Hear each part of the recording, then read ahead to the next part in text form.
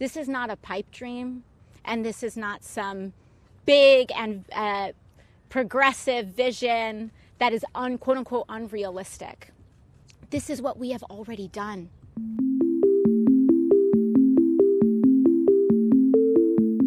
Imagine, what if 3 months after the mobilization, 3 months after the authorization of a civilian climate corps, 250,000 young people were employed in a dignified job? What if this led to record improvements and record performance in containing our wildfires across the country?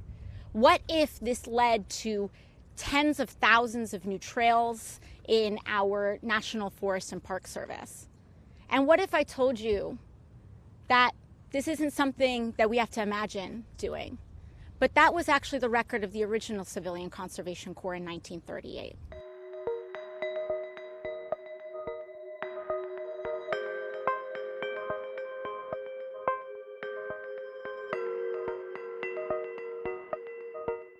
We've already done this. And so our mandate today is not just to revive some of the most ambitious programs and ideas, but so much of this is about how we go even bigger and better than we did originally. The original Civilian Conservation Corps under FDR was the largest peacetime mobilization of young Americans in American history. In American history. And that is what this moment in this climate crisis, the climate crisis didn't even exist in the scale that it does now in 1938.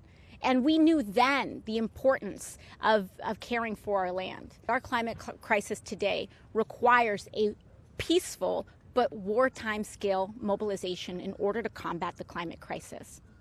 So it's not just about doing it, it's about doing it big.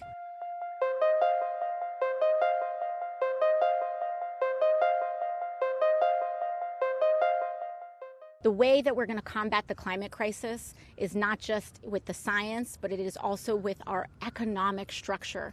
We can combat this with a fair economy in establishing a climate corps that not just guarantees a $15 minimum wage, but also extends the same educational benefits that we should be giving to our teachers and our other public service workers.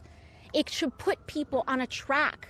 And with Senator Markey and I's bill, 1.5 million people on a track to good union jobs. 50% of our funding is going to making sure that this is not just going to our national parks and funding climate corps members to our national parks, but in urban communities as well, to face environmental injustices. And so we're not just having half of that investment going to underserved communities, but recruiting people from underserved communities in order to serve and restore our land. That is how we're going to combat this and combat it together.